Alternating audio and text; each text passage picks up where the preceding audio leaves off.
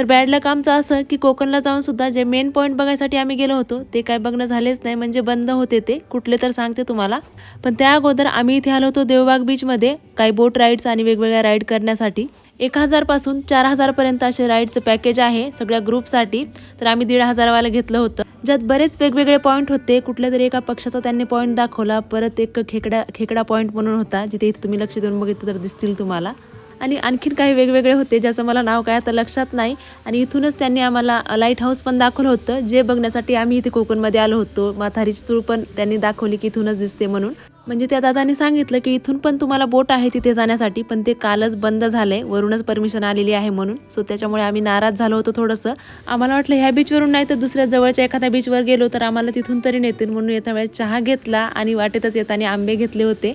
मस्त हापूस आंबे खात खात पुढे निघालो. एक थोडीशी आशा होती की इथे आम्हाला हो बोलतील म्हणून, पण तिथे पण गेल्यावर असं सांगितलं की नाही, इथून पण बंद आहे म्हणून. आणि खरं सांगते, समुद्रातल्या ज्या राईड आहेत ना, फक्त व्हिडिओमध्ये बघायला छान वाटतात. समोरासमोर इतकी भीती वाटते मला, तरी करायची कुठलीच इच्छा झाली नाही. फक्त सेफ साईड ही कायाकिंग केली. भेटू नेक्स्ट व्हिडिओमध्ये, तोपर्यंत बाय.